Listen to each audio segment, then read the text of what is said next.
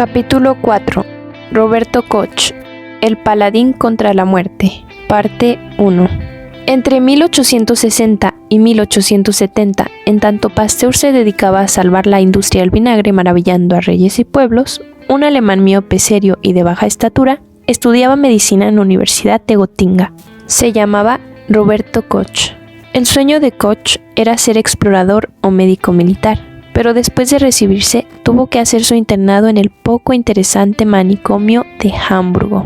Emma Franz fue la mujer que ahogó por completo sus ilusiones, pues para casarse con él condicionó que se establecieran en Alemania y allí ejerciera su profesión. Mientras Koch escribía recetas y atravesaba a caballo grandes lodazales para pasar en vela las noches a la cabecera de las parturientas campesinas prusianas, Lister comenzaba en Escocia a salvarles la vida mediante la asepsia.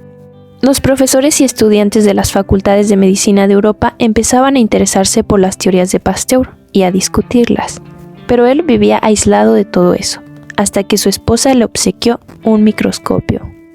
Odio todo este engaño al que en resumidas cuentas se reduce el ejercicio de la medicina, y no porque no quiera salvar a los niños de las garras de la difteria, sino porque no sé cómo se produce.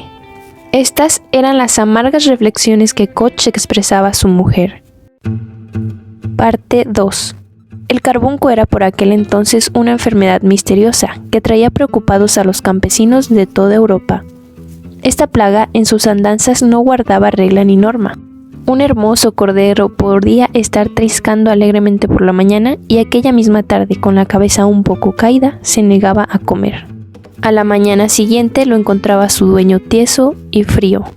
Y aún más, a los mismos ganaderos, los pastores, los escogedores de lana y los tratantes de pieles, a veces les salían unos granos horribles y algunos morían víctimas de una pulmonía fulminante.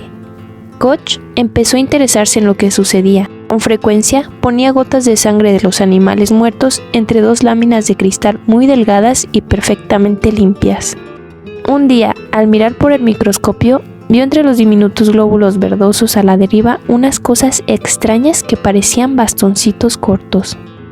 Otros hombres de ciencia, de Veyne y Reyer, en Francia, habían visto lo mismo en la sangre de las ovejas muertas, y habían dicho que aquellos bastoncitos eran bacilos, gérmenes vivos, causa real e indudable del carbunco, pero no pudieron demostrarlo. A Koch no le interesaba de un modo especial lo que pensasen los demás. Entonces, cosa curiosa, dejó de estudiar animales enfermos y se dedicó a los que estaban perfectamente sanos. Un día encontró un procedimiento seguro para contagiar el carbunco a los ratones. Lo hizo mediante una astilla de madera con la que le insertó al animal sangre de una oveja muerta. El ratón murió. Calentó los bisturís, sujetó al animal en una tabla para hacerle la disección y le extrajo el hígado y los pulmones, registrando de paso los rincones. Con gran alegría vio Koch que había conseguido contagiar la enfermedad de las ovejas, de las vacas y de las personas a un animal como un ratón. Estos filamentos tienen que estar vivos, pensaba Koch. Pero es indispensable que vea cómo se desarrollan estos bastoncitos y me es totalmente imposible mirar el interior del cuerpo de un ratón vivo. ¿De qué manera conseguiré ver cómo se desarrollan los bastoncitos para dar lugar a la formación de los filamentos? Y un día se le ocurrió de repente un procedimiento facilísimo para ver cómo se desarrollaban los bastoncitos. En una lámina de cristal muy delgada, previamente calentada para destruir todos los microbios que pudieran contaminarla, colocó una gota de humor acuoso de ojo de buey, de un animal sano, sacrificado. En esta gota introdujo un fragmento pequeñísimo de vaso recién extraído a un ratón muerto de carbunco, y sobre la gota colocó otra lámina de cristal más gruesa. Previamente había untado vaselina en torno a la cavidad para que se adhiriera bien la lámina delgada, y después, con gran habilidad, dio una vuelta completa al conjunto, y tuvo así la gota de humor acuoso con el trocito de vaso pletórico de bastoncitos fuera del alcance de otros microbios. Durante cada uno de los 8 días que duró el escalofriante experimento, Koch repitió el milagro de hacer que apareciera 1.000.000 de bacilos donde antes solo existían unos cuantos. He obtenido 8 generaciones de bacilos, sin necesidad de la presencia de cuerpo animal alguno. Si inyecto estos bacilos en un ratón, en una oveja, ¿seguirán multiplicándose? ¿Estos filamentos son realmente la causa del carbunco?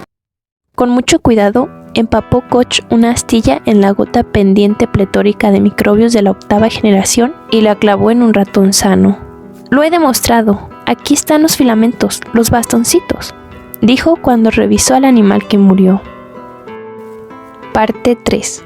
Entre los ganaderos y veterinarios de toda Europa circulaban varias explicaciones supersticiosas en relación con el carbunco. Koch había descubierto para entonces que estos microbios eran tan poco resistentes. Entonces, ¿qué es lo que los conserva vivos en los campos mientras que en el espacio de 2 días mueren sobre las láminas de cristal?, se preguntaba. Un día observó una extraña transformación de los microbios que le dio la clave del misterio. Los bacilos se convertían en esporas que les permitían resistir el frío. Con estas observaciones se embarcó en una serie de ensayos para ver si era cierta su conjetura. Estamos ya en 1876. Koch tenía 34 años cuando salió por fin del destierro de Wollstein para contar al mundo, tartamudeando un poco, que había logrado demostrar que los microbios eran la causa de las enfermedades. Empaquetó el microscopio y unas cuantas gotas pendientes en sus cavidades de cristal, y llevando además una jaula con varias docenas de ratones blancos, tomó el tren para Breslau.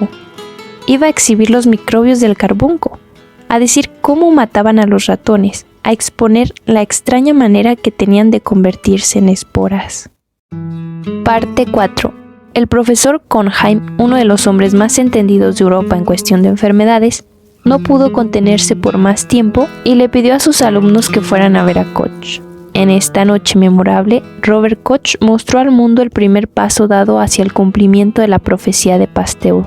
Los tejidos de animales muertos de carbunco, bien estén frescos, putrefactos, secos o tengan 1 año de antigüedad, solo pueden producir el carbunco si contienen bacilos o esporas de estos. Y terminó contando a su auditorio suspenso cómo se podía combatir la terrible plaga. Todos los animales que mueran de carbunco deben ser quemados inmediatamente después de morir, y si esto no es posible, deben ser enterrados a bastante profundidad donde la tierra esté tan fría que los bacilos no puedan convertirse en las esporas tan resistentes. Koch se trasladó a Breslau, donde fue nombrado médico municipal, pero la campanilla del consultorio no sonó. La gente no quería ser tratada por un hombre tan inteligente. Derrotado, tuvo que regresar a Wollstein, y allí, entre 1878 y 1880, hizo grandes progresos en bacteriología, espiando y siguiendo la pista a los extraños seres subdivisibles que infeccionan mortalmente las heridas de los hombres. Aprendió a teñirlos y al comprarse una cámara fotográfica pudo retratarlos. Entretanto, sus amigos de Breslau no le habían olvidado, y en 1880 fue llamado por el gobierno alemán para formar parte en calidad de agregado especial del Departamento Imperial de Sanidad. Le dieron un laboratorio equipado. Koch descubrió por casualidad en una papa que las manchas que se le formaban eran microbios. Koch llamó a Loeffler y a Grafke, los 2 médicos militares que le servían de ayudantes, y sobriamente les puso al corriente. Cuando caen los gérmenes del aire en los caldos de cultivo que venimos empleando, se entremezclan las diversas especies, pero cuando caen sobre la superficie sólida de una papa, cada uno tiene que permanecer en el lugar donde ha caído. Se queda adherido y allí se multiplica. Los 3 se pusieron a trabajar con una meticulosidad tan asombrosa. Al poco tiempo descubrieron que la profecía de Koch era aún más cierta de lo que se habían imaginado. Hicieron mezclas de 2 o 3 especies de microbios, mezclas imposibles de deshacer con los métodos corrientes de cultivo, y las sembraron en la superficie plana de varias papas cocidas. En donde cayó un microbio aislado, allí quedó, dando origen a una colonia de millones de seres de su misma especie. Plenamente confiado, fue Koch a visitar al profesor Rodolfo Virchow, el más eminente de los investigadores alemanes en cuestión de enfermedades. Parte 5. Todo lo que se sabía acerca de la tuberculosis era que se suponía causada por alguna especie de microbio, puesto que los hombres enfermos podían transmitirla a los animales sanos. Un francés viejo, Villemin, había iniciado las exploraciones y Cohnheim, el brillante profesor de Breslau, había conseguido contagiar la tuberculosis a los conejos. Y Koch se puso a trabajar. Tiñó de todos los colores el material procedente de un obrero muerto. A los conejillos de indias que contaminó comenzaron a enflaquecer y quedarse en los rincones de las jaulas. Tenían fiebre, dejaron de moverse, desdeñaban las apetitosas zanahorias y el heno, y uno tras otro fueron muriendo. En todos aquellos pobres animalitos encontró Koch los mismos tubérculos siniestros, de color gris amarillento, que habían llenado el cuerpo del obrero muerto. «Lo encontré por fin», murmuró. Se dedicó a recorrer los hospitales de Berlín pidiendo le entregasen los cadáveres de hombres y mujeres fallecidos de tuberculosis. Pasó los días lúgubres y monótonos en los depósitos de cadáveres y las noches en su laboratorio ante el microscopio. Ensayando todas las combinaciones posibles que se le ocurrían, se dedicó Koch a intentar el cultivo de los bacilos en gelatina de caldo de carne puro. Pero el resultado de su labor fue nulo. Se dio cuenta de que ese no era el procedimiento. Y así fue como Koch inventó su famoso medio de cultivo, la gelatina de suero sanguíneo. Las carnicerías le proveyeron del suero fresco, de color pajizo, procedente de la sangre coagulada de vacas sanas recién sacrificadas, y que calentó con todo cuidado para destruir los microbios extraños que pudieran haberle contaminado. Vertió el suero en una docena de tubos de ensayo largos con los que experimentó. 15 días más tarde, logró cultivar esos bichitos. Durante meses enteros cuidó de aquellos diminutos asesinos, trasplantándolos de un tubo a otro, cuidando con exquisita vigilancia de que no hubiera otro microbio extraño. Koch enfermó a diversas especies de animales, pero ninguno, salvo los conejillos de indias, murió. Parte 6. El 24 de marzo de 1882, la Sociedad de Fisiología de Berlín celebró sesión en una pequeña sala que resplandecía por la presencia de los hombres de ciencia más brillantes del país. Robert Koch relató la historia lisa y llana de cómo había logrado encontrar el asesino invisible de una entre cada 7 personas que morían. Dijo cómo los médicos podían eliminar a este enemigo. En 1882, la noticia de que Koch había descubierto el microbio de la tuberculosis trascendió aquella misma tarde la sala donde estaba reunida la Sociedad de Fisiología y por la noche fue transmitida por cable a Kamchatka y a San Francisco y apareció por la mañana como información sensacional en la primera plana de los periódicos. Koch en ningún momento se proclamó el gran descubridor, pero en cambio montó un drama lleno de inspiración del que brotaron investigadores maniáticos. Entretanto, ya a finales de 1882, el descubridor del bacilo de la tuberculosis empezó a olfatear el rastro de uno de los microbios más delicados, de los más fáciles de matar y sin embargo el más terriblemente salvaje de todos ellos, el cólera asiático.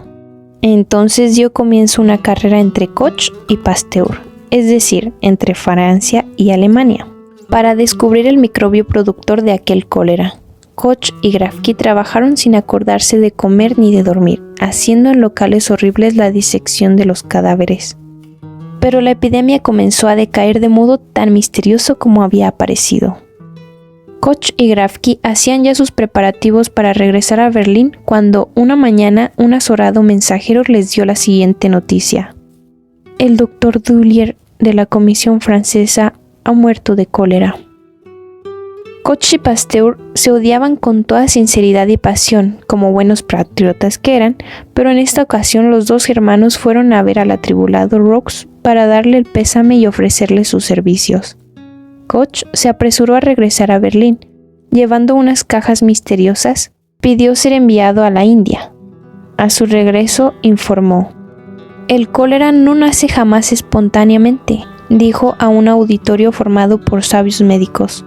«Ningún hombre sano puede ser atacado por el cólera, a no ser que ingiera el bacilo, coma, y solo puede desarrollarse en el intestino del hombre o en aguas contaminadas». Gracias a las valientes investigaciones de Koch, Europa y América no tienen ya que temer las incursiones devastadoras de estos asesinos de Oriente, microscópicos pero terribles.